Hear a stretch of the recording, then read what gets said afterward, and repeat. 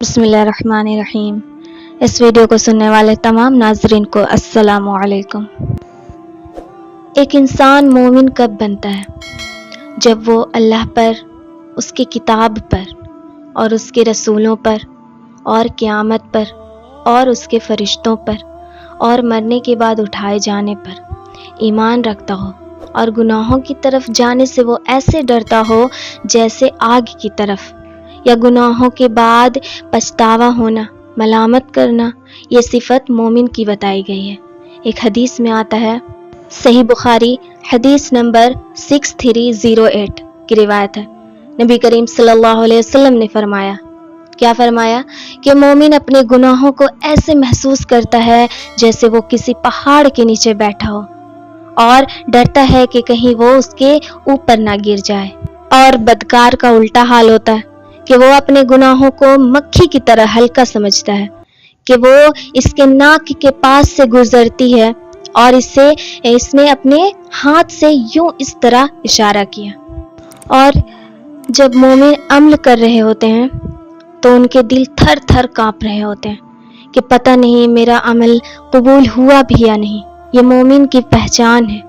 مومن جب گناہ کر بیٹھتا ہے تو توبہ کے دروازے پر کھڑا ہو جاتا ہے فوراً، تاکہ وہ اپنے رب کو راضی کر سکے کہ میرا رب ناراض ہو گیا ہے۔ دل بے چین ہو جاتا ہے مومن کا۔ یہ مومن کی پہچان ہے۔ اللہ فرماتا ہے قرآن میں، اولئک علی ھدی من ربہم واولئک ھم المفلحون۔ یہی وہ لوگ ہیں جو اپنے رب کی طرف سے ہدایت پر ہیں، اور یہی فلاح اور نجات پانے والے ہیں۔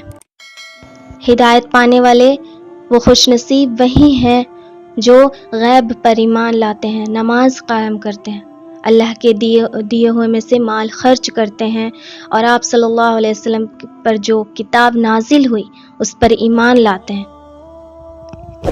اور جو اس سے پہلے نازل ہوئی اس پر بھی ایمان لاتے ہیں۔ تو مسلمان تو سب کہتا ہے خود کو، لیکن ہمیں کیا دیکھنا ہے کہ ہم مومن کے کیٹیگری میں آتے ہیں، ان کی صفت میچ ہوتی ہے ہم سے۔